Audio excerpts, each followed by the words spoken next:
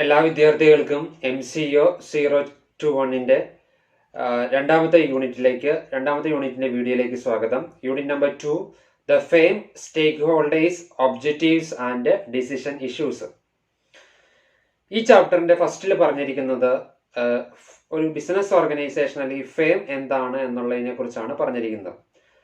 The fame is an organisation that produces A good or service for sale, or it plays a central role in the theory and practice of managerial economics.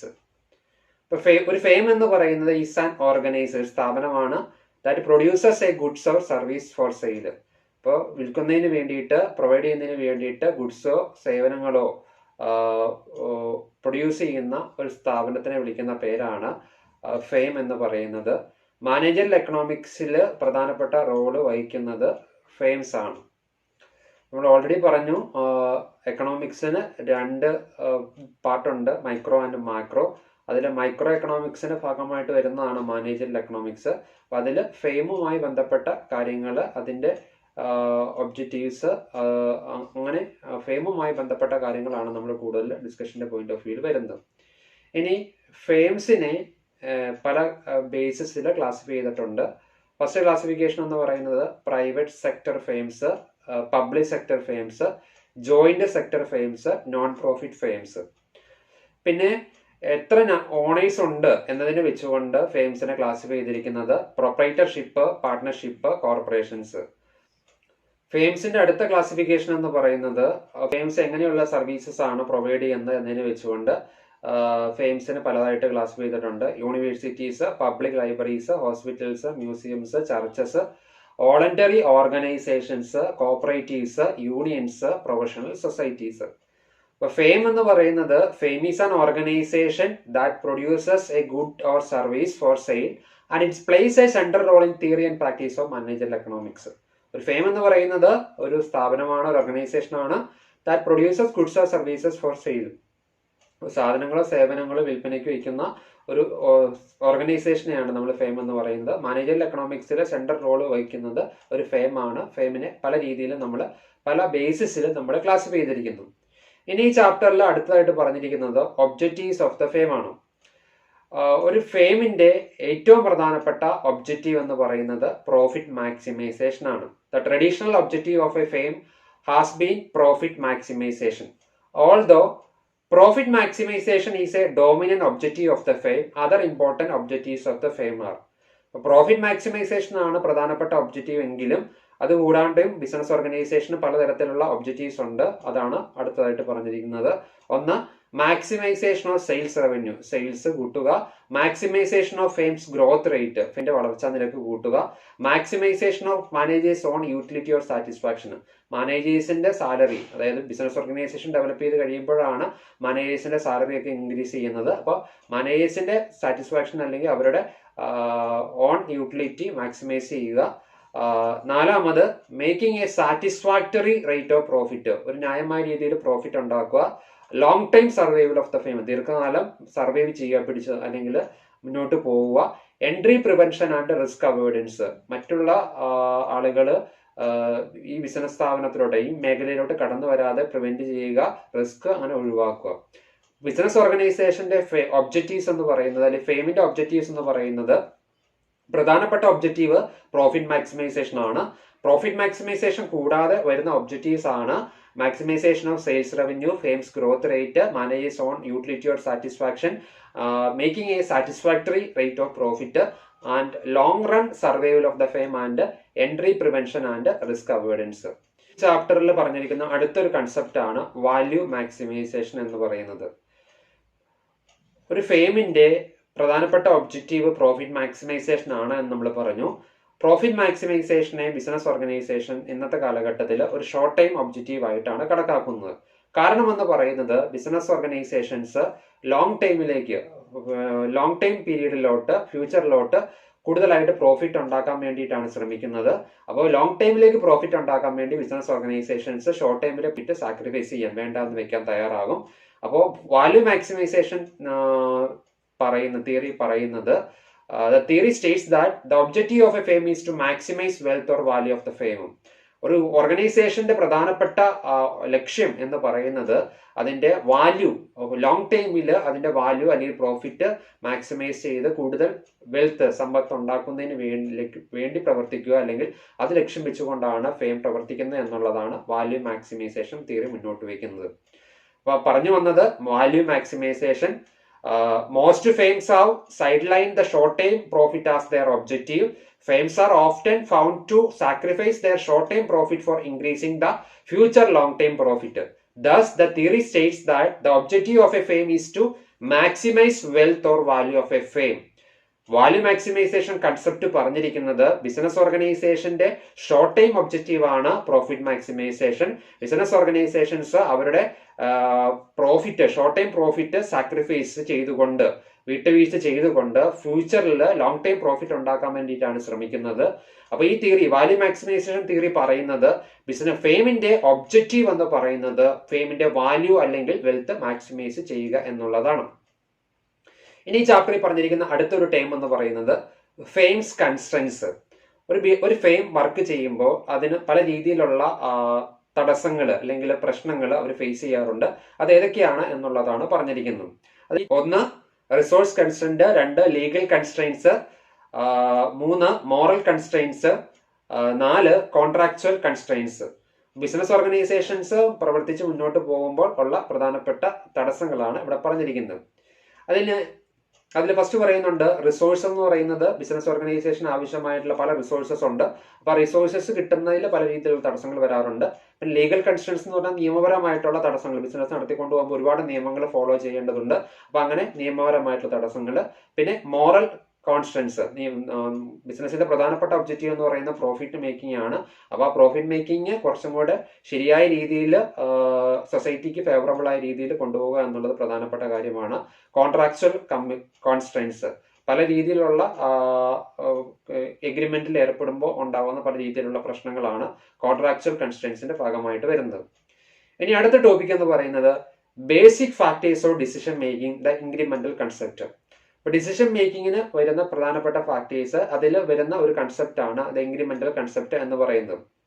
Incremental reasoning involves estimating the impact of decision alternatives. The 2 basic concept in the incremental analysis R. Incremental reasoning എന്ന് പറയുന്നത്, incremental കൺസെപ്റ്റിൽ നമ്മൾ incremental reasoning എന്ന് പറയും. Incremental കൺസെപ്റ്റിലെ incremental reasoning എന്ന് പറയുന്നത് പല alternative ഡിസിഷൻസിന്റെ impact നമ്മൾ estimate ചെയ്യുകയാണ് ചെയ്യുന്നത്. ഇൻക്രിമെന്റൽ അനാലിസിസിൽ വരുന്ന പ്രധാനപ്പെട്ട 2 കൺസെപ്റ്റുകൾ എന്ന് പറയുന്നത്, ഒന്ന് ഇൻക്രിമെന്റൽ കോസ്റ്റും IC and 2 incremental revenue IR. Incremental cost is defined as the change in the total cost as A result of change in the level of output or investment. Incremental cost എന്ന് പറയുന്നത് നമ്മുടെ ഔട്ട്പുട്ടിൽ change ഉണ്ടായതിനനുസരിച്ച് കോസ്റ്റിൽ ഉണ്ടായിട്ടുള്ള total change അല്ലെങ്കിൽ ഇൻവെസ്റ്റ്മെന്റിൽ ഉണ്ടായിട്ടുള്ള change മൂലം കോസ്റ്റിൽ ഉണ്ടായിട്ടുള്ള ചേഞ്ചിനെയാണ് നമ്മൾ ഇൻക്രിമെന്റൽ കോസ്റ്റ് എന്ന് പറയുന്നത്.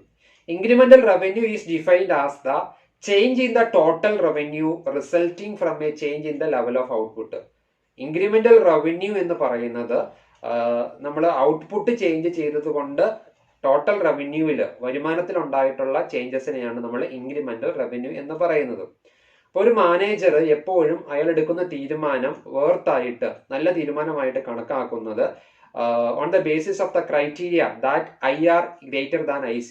എപ്പോഴൊക്കെയാണോ ഇൻക്രിമെന്റൽ റവന്യൂ ഇൻക്രിമെന്റൽ കോസ്റ്റിനേക്കാളും കൂടുതലായിട്ട് വരുന്നത്, ആ ബേസിസിലാണ് ഒരു മാനേജർ തീരുമാനങ്ങൾ എടുക്കുന്നത്. A decision is profitable. ഒരു ഡിസിഷൻ നമുക്ക് പ്രോഫിറ്റബിൾ ആണെന്ന് പറയാൻ സാധിക്കുന്നത് കോസ്റ്റിനേക്കാളും കൂടുതൽ, അതായത് കോസ്റ്റിൽ ഉണ്ടാകുന്ന വ്യത്യാസത്തെക്കാളും കോസ്റ്റ് കൂടുന്നതിനേക്കാളും കൂടുതലായിട്ട് റവന്യൂ ഉണ്ടാകുമ്പോഴാണ് നമ്മൾ ഡിസിഷൻ പ്രോഫിറ്റബിൾ ആണെന്ന് പറയുന്നത്. ഈ ടോപ്പിക്കിൽ പറഞ്ഞത് basic factors of decision making ആണ്. അതിൽ വരുന്ന ഒരു കാര്യമാണ്, ഡിസിഷൻ മേക്കിംഗ് ഉപയോഗിക്കുന്ന പ്രധാനപ്പെട്ട ഒരു കൺസെപ്റ്റ് ആണ് ഇൻക്രിമെന്റൽ കൺസെപ്റ്റ് എന്ന് പറയുന്നത്. അതിൽ ഇൻക്രിമെന്റൽ റീസണിംഗ് എന്ന് പറയുന്നത് ഓരോ തീരുമാനങ്ങൾ മൂലം ഉണ്ടാകുന്ന ഇമ്പാക്റ്റിന്റെ എസ്റ്റിമേഷൻ, എത്രത്തോളം വ്യത്യാസം, കോസ്റ്റിൽ എത്രത്തോളം വ്യത്യാസം വരുന്നുണ്ട് എന്നുള്ളതാണ് ഇൻക്രിമെന്റൽ റീസണിങ്ങിലൂടെ കണ്ടെത്തുന്നത്. ഇൻക്രിമെന്റൽ റീസണിങ് വെച്ചുകൊണ്ട് നമ്മൾ ഇൻക്രിമെന്റൽ അനാലിസിസിൽ 2 കാര്യങ്ങളാണ് കൺസിഡർ ചെയ്യുന്നത്. ഒന്ന് ഇൻക്രിമെന്റൽ കോസ്റ്റും, 2 ഇൻക്രിമെന്റൽ റവന്യൂ. ഒരു ഡിസിഷൻ വേർത്തായിട്ട് ഒരു മാനേജർ എടുക്കുന്ന തീരുമാനം ബെറ്റർ ആണെന്ന് പറയുന്നത് എപ്പോഴാണോ IR incremental revenue is greater than incremental cost. Incremental കോസ്റ്റിനേക്കാളും ഇൻക്രിമെന്റൽ റവന്യൂ എപ്പോഴാണോ കൂടുതൽ അല്ലെങ്കിൽ കൂടുതലായിട്ട് വരുന്ന തീരുമാനങ്ങളാണ് നമ്മൾ ബെറ്റർ ഡിസിഷൻസ് ആയിട്ട് പറഞ്ഞിരിക്കുന്നത്. ഈ ചാപ്റ്ററിൽ പറഞ്ഞിരിക്കുന്ന അടുത്തൊരു കൺസെപ്റ്റ് ആണ് ദ ഡിസ്കൗണ്ടിങ് പ്രിൻസിപ്പിൾ.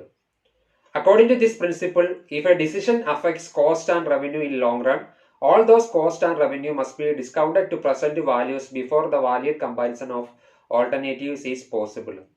അപ്പോൾ ഡിസ്കൗണ്ടിങ് പ്രിൻസിപ്പിൾ പ്രകാരം നമ്മൾ എടുക്കുന്ന ഒരു തീരുമാനം അത് ലോങ് റണ്ണിൽ കോസ്റ്റിനെയും റവന്യൂവിനെയും അഫക്റ്റ് ചെയ്യുന്നുണ്ടെങ്കിൽ നമ്മൾ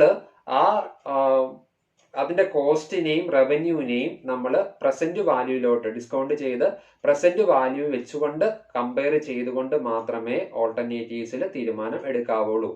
കാരണം എന്ന് പറയുന്നത് ഇന്നത്തെ 1 രൂപ എന്ന് പറയുന്നത് ഭാവിയില് 1 രൂപയെക്കാളും മൂല്യമുണ്ട്. This is essential because a rupee worth of money at future date is not worth an a rupee today. നമ്മൾ എടുക്കുന്ന ഡിസിഷൻസിന്റെ കോസ്റ്റും റവന്യൂവിന്റെയും പ്രസന്റ് വാല്യൂ കൺസിഡർ ചെയ്യണമെന്ന് പറയാനുള്ള കാരണം എന്ന് പറയുന്നത് ഭാവിയിലെ 1 രൂപയെക്കാളും കൂടുതൽ വാല്യൂ 1 രൂപയ്ക്ക് ഇന്ന് ഉണ്ട് എന്നുള്ളത് കൊണ്ടാണ്.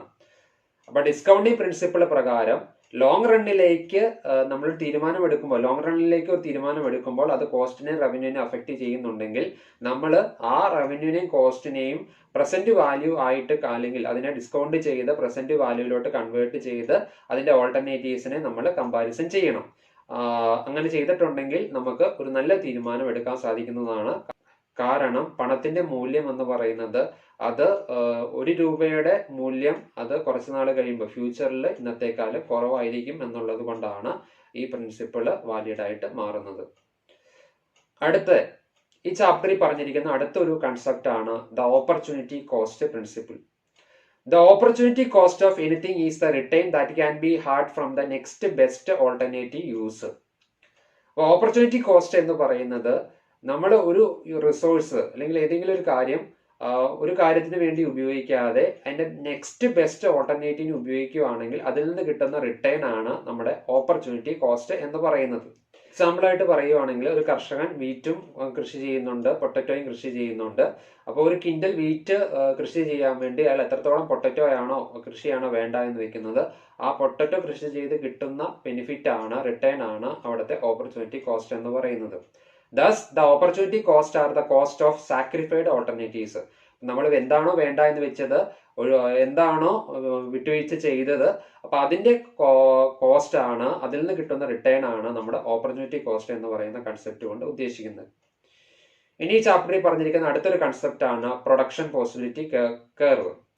Production possibility curve reflecting the different combination of goods with an economy can produce given it stage of technology and total resources. ഒരു എക്കണോമിയിൽ നിലവിൽ ലഭ്യമായിട്ടുള്ള ടെക്നോളജി അല്ലെങ്കിൽ റിസോഴ്സസ് വെച്ചുകൊണ്ട് പ്രൊഡ്യൂസ് ചെയ്യാൻ പറ്റുന്ന ഗുഡ്സിന്റെ ഡിഫറെന്റ് കോമ്പിനേഷനാണ്. പല കോമ്പിനേഷനിൽ നമുക്ക് നിലവിലുള്ള റിസോഴ്സ് ടെക്നോളജി വെച്ചുകൊണ്ട് ഗുഡ്സുകൾ ഒരു എക്കണോമിയിൽ പ്രൊഡ്യൂസ് ചെയ്യാം. അപ്പൊ അതിന്റെ ഡിഫറെന്റ് കോമ്പിനേഷനെയാണ് നമ്മൾ പ്രൊഡക്ഷൻ പോസിബിലിറ്റി കർവിലൂടെ എക്സ്പ്ലെയിൻ ചെയ്യുന്നത്. ഈ ചാപ്റ്ററിൽ ഉള്ള അടുത്തൊരു കൺസെപ്റ്റ് ആണ് the equi marginal principle. This principle is based on the marginal utility derived from a product. ഒരു പ്രോഡക്റ്റ് ഉപയോഗിക്കുന്നതിൽ നിന്നും ലഭിക്കുന്ന മാർജിനൽ യൂട്ടിലിറ്റിനെ വെച്ചുകൊണ്ടാണ് ഇക്വി മാർജിനൽ പ്രിൻസിപ്പിൾ എക്സ്പ്ലെയിൻ ചെയ്യുന്നത്. Marginal utility is the amount of satisfaction derived by using an additional unit of product. Marginal utility എന്ന് പറയുന്നത് ഒരു അഡീഷണൽ യൂണിറ്റ് ഓഫ് പ്രോഡക്റ്റ് ഉപയോഗിക്കുന്നതിൽ നിന്ന് നമുക്ക് ലഭിക്കുന്ന സാറ്റിസ്ഫാക്ഷനെയാണ്. ഒരു അഡീഷണൽ യൂണിറ്റ് കൂടുതലായിട്ട് നമ്മൾ ഉപയോഗിക്കുമ്പോൾ നമുക്ക് ലഭിക്കുന്ന സാറ്റിസ്ഫാക്ഷനെയാണ് നമ്മൾ മാർജിനൽ യൂട്ടിലിറ്റി എന്ന് പറയുന്നത്. According to this principle, a firm should allocate different available resources in such a way that marginal utility derived from each unit should be equal. Equi marginal principle പ്രകാരം ഒരു ഫേം അവരുടെ കയ്യിലുള്ള resources അത് അതിൻ്റെതായ രീതിയിൽ, അതായത് ഇതിൽ നിന്ന് എല്ലാം കിട്ടുന്ന മാർജിനൽ യൂട്ടിലിറ്റി എന്ന് പറയുന്നത്, ഓരോ യൂണിറ്റിൽ നിന്ന് ലഭിക്കുന്ന മാർജിനൽ യൂട്ടിലിറ്റി എന്ന് പറയുന്നത് അത് ഈക്വൽ ആവുന്ന രീതിയിൽ വേണം അലോക്കേറ്റ് ചെയ്യാൻ എന്നുള്ളതാണ് ഇക്വി മാർജിനൽ പ്രിൻസിപ്പിൾ പറഞ്ഞിരിക്കുന്നത്. According to this principle, a firm should allocate different available resources in such a way that marginal utility derived from each unit should be equal. Picky marginal principle പ്രകാരം ഒരു business firm അവരുടെ കയ്യിലുള്ള resources allocate ചെയ്യേണ്ടത് ഓരോ each യൂണിറ്റിൽ നിന്നും ലഭിക്കുന്ന marginal utility അത് ഈക്വൽ ആവുന്ന രീതിയിലാണ് റിസോഴ്സസ് അവൈലബിൾ ആയിട്ടുള്ള റിസോഴ്സസ് ഉപയോഗപ്പെടുത്തേണ്ടത്. Different course of action should be prepared up to the point where all the courses give equal marginal benefit per unit of output. അപ്പോൾ നമ്മുടെ കയ്യിലുള്ള റിസോഴ്സസിനെ വെച്ചുകൊണ്ട് ഡിഫറെന്റ് കോഴ്സ് ഓഫ് ആക്ഷൻ പല രീതിയിൽ അതിനെ ഉപയോഗപ്പെടുത്താൻ ശ്രമിക്കണം. അത് ഉപയോഗപ്പെടുത്തി കഴിയുമ്പോൾ റിസോഴ്സിനെ നമ്മൾ എഫക്റ്റീവായിട്ട് അലോക്കേറ്റ് ചെയ്ത് കഴിയുമ്പോൾ ഏത് പോയിന്റിലാണോ അതിൽ നിന്നും ഓരോ യൂണിറ്റിൽ നിന്നും നമുക്ക് കിട്ടുന്ന ബെനിഫിറ്റ് അത് ഈക്വൽ ആയി മാറുന്നത് ആ രീതിയിലായിരിക്കണം നമ്മൾ റിസോഴ്സസ് അലോക്കേറ്റ് ചെയ്യേണ്ടത്. It says that a rational decision maker would allocate or hire his resources in such a way that the ratio of marginal returns and the marginal cost of various uses of given resource or various resources in the given use is the same. അപ്പോൾ ഒരു decision maker അയാളുടെ കയ്യിലുള്ള resources allocate ചെയ്യേണ്ടത് marginal returns അത് marginal കോസ്റ്റിനോട് same ആവുന്ന രീതിയിലായിരിക്കണം അയാളുടെ കയ്യിലുള്ള resources അയാൾ ഉപയോഗപ്പെടുത്തേണ്ടത്. For example, a customer seeking maximum utility from his consumption basket will allocate his consumption basket on the goods and services such that he gets maximum satisfaction from each consumption. ഒരു customer അയാൾക്ക് maximum utility കിട്ടുന്നതിന് വേണ്ടിയിട്ട് അയാളുടെ budget അയാൾ ആ രീതിയിലുള്ള ഗുഡ്സും സേവനങ്ങളൊക്കെ അയാൾ വാങ്ങുന്നത്. അപ്പോൾ ഓരോ യൂണിറ്റ് അഡീഷണൽ ആയിട്ട് വാങ്ങുമ്പോഴും ഒരു കസ്റ്റമർക്ക് മാക്സിമം സാറ്റിസ്ഫാക്ഷൻ കിട്ടുന്ന രീതിയിലായിരിക്കണം റിസോഴ്സസ് അലോക്കേറ്റ് ചെയ്യേണ്ടത്. When we observe the figures from the table, we can see that marginal utility from both the products are the same. This is known as the equi marginal principle. ഇവിടെ കാണിച്ചിരിക്കുന്ന table നമ്മൾ നോക്കുമ്പോഴത്തേക്കും രണ്ട് പ്രോഡക്റ്റിൽ നിന്നുള്ള marginal utilities എന്ന് പറയുന്നത് same ആണ്. ഇതിനെയാണ് നമ്മൾ ഇക്കി മാർജിനൽ പ്രിൻസിപ്പിൾ എന്ന് പറയുന്നത്. ഈ ചാപ്റ്ററിലെ അടുത്തൊരു പ്രധാനപ്പെട്ട പോയിന്റ് ആണ് ദ ഇൻവിസിബിൾ ഹാൻഡ് എന്ന് പറയുന്നത്. Adam Smith, the father of modern economics, believed that there existed an invisible hand which ruled out over the economic system. Adam Smith, father of modern economics, believe ചെയ്തിരിക്കുന്നത് നമ്മുടെ എക്കണോമിക് സിസ്റ്റത്തിൽ ഒരു invisible hand exist ചെയ്തിരിക്കുന്നു എന്നുള്ളതാണ്. According to him, the economic system which left to itself is self regulating. Adam സ്മിത്തിന്റെ അഭിപ്രായ പ്രകാരം economic system എന്ന് പറയുന്നത് സെൽഫ് റെഗുലേറ്റിംഗ് ആണ്. അതിന്റെ ഉള്ളിൽ തന്നെ അതിനുള്ള കാര്യങ്ങളെല്ലാം അഡ്ജസ്റ്റ് ചെയ്യുന്നുണ്ട്. It automatically makes changes due to the presence of demand and supply forces. ഒരു എക്കണോമിക് സിസ്റ്റത്തിൽ അവിടെയുള്ള ഓരോ കാര്യങ്ങളിലും ചേഞ്ച് സംഭവിക്കുന്നത് അല്ലെങ്കിൽ അത് അഡ്ജസ്റ്റ് ചെയ്യുന്നത് അവിടെയുള്ള ഡിമാൻഡ് ആൻഡ് സപ്ലൈ ഫോഴ്സസിന് വെച്ചുകൊണ്ടാണ്. The basic force driving force in such a system is to enhance is economic wellbeing or welfare. അപ്പോൾ സെൽഫ് റെഗുലേറ്റിംഗ് ആയിട്ടുള്ള എക്കണോമിക് സിസ്റ്റത്തിന്റെ പ്രധാനപ്പെട്ട ഡ്രൈവിംഗ് ഫോഴ്സ് എന്ന് പറയുന്നത് അത് കുറച്ചും കൂടെ മെച്ചപ്പെടുത്തുക എന്നുള്ളതാണ്. The actions of each unit acting according to its own self-interest are also in the interest of the economy as a whole. അപ്പോൾ എക്കണോമിക് സിസ്റ്റത്തിന്റെ ഭാഗമായിട്ടുള്ള ഓരോ ഈച്ച് യൂണിറ്റും അത് സ്വന്തം താല്പര്യത്തെ മുൻനിർത്തിക്കൊണ്ട്, അതായത് എക്കണോമിനെ മൊത്തം മുൻനിർത്തിക്കൊണ്ട് അവരുടെ താല്പര്യങ്ങൾ അത് മാറ്റം വരുത്തേണ്ടതാണ്, പ്രവർത്തിക്കേണ്ടതാണ്. Producers are led by the profit motive to produce those goods and services which are the consumers' wants. അപ്പൊ അങ്ങനെ ഒരു സിസ്റ്റത്തിൽ, സെൽഫ് റെഗുലേറ്റിംഗ് ആയിട്ടുള്ള എക്കണോമിക് സിസ്റ്റം ഉള്ള സിസ്റ്റത്തിൽ പ്രൊഡ്യൂസേഴ്സ് കൂടുതൽ പ്രോഫിറ്റ് ഉണ്ടാക്കാൻ വേണ്ടി കൺസ്യൂമേഴ്സിന് എന്താണോ വേണ്ടത് ആ രീതിയിലുള്ള പ്രോഡക്റ്റുകളായിരിക്കും നിർമ്മിക്കുന്നത്. They try to do it this at the minimum possible cost in order to maximise their profit. അപ്പൊ അവര് ഈ മിനിമം പോസിബിൾ കോസ്റ്റിൽ കസ്റ്റമേഴ്സിന് എന്ത് പ്രോഡക്റ്റ് ആണോ വേണ്ടത് അത് മിനിമം കോസ്റ്റിൽ ഉൽപ്പാദിപ്പിച്ചുകൊണ്ട് കൂടുതൽ പ്രോഫിറ്റ് നേടിയെടുക്കാൻ വേണ്ടിയിട്ടാണ് ശ്രമിക്കുന്നത്. Moreover, if there is competition among a number of producers, they will try to keep the price of their product low in order to attract the consumers. മാർക്കറ്റിലെ കോമ്പറ്റീഷൻ കൂടുതലാണെങ്കിൽ, number of products ഉണ്ടെങ്കിൽ എപ്പോഴും producer അവരുടെ പ്രോഡക്റ്റിന്റെ price കുറച്ചുകൊണ്ട് കൂടുതൽ കസ്റ്റമേഴ്സിനെ attract ചെയ്യാൻ വേണ്ടി ശ്രമിക്കുന്നതാണ്. അപ്പോൾ the goods produced are made available in the market by traders. Traders ആ ഗുഡ്സ് മാർക്കറ്റിൽ അവൈലബിൾ ആക്കും. അവർക്കും ട്രേഡേഴ്സിനും അവരുടേതായിട്ടുള്ള ചില താല്പര്യങ്ങളുണ്ട്. However, in a self-regulatory economy, there are rarely any shortage of goods and services. ഇപ്പോൾ സെൽഫ് റെഗുലേറ്ററി എക്കണോമിയിൽ നമുക്ക് പറയാൻ സാധിക്കും ഗുഡ്സിനും സർവീസസിനും ഒരു രീതിയിലുള്ള ഷോർട്ടേജ് നമുക്ക് കാണാൻ വേണ്ടി സാധിക്കത്തില്ല. അപ്പോൾ ലാസ്റ്റ് ടോപ്പിക്കിൽ നമ്മൾ പറഞ്ഞത് ആദം സ്മിത്തിന്റെ ഇൻവിസിബിൾ ഹാൻഡ് ആണ്. According to this concept, economic system when left to itself is self regulating. ഒരു എക്കണോമിക് സിസ്റ്റം അത് സ്വന്തം രീതിയിൽ അത് അതിൻ്റെതായ രീതിയിൽ അഡ്ജസ്റ്റ് ചെയ്യുകയാണ്, സെൽഫ് റെഗുലേറ്റ് ചെയ്യുകയാണ് ചെയ്യുന്നത്. It automatically makes changes due to the presence of demand and supply forces. അപ്പൊ ഡിമാൻഡ് ആൻഡ് സപ്ലൈ ഫോഴ്സസിന്റെ പ്രസൻസ് കൊണ്ടാണ് അതിൽ ചേഞ്ചസ് സംഭവിച്ചു കൊണ്ട് ഇരിക്കുന്നത്.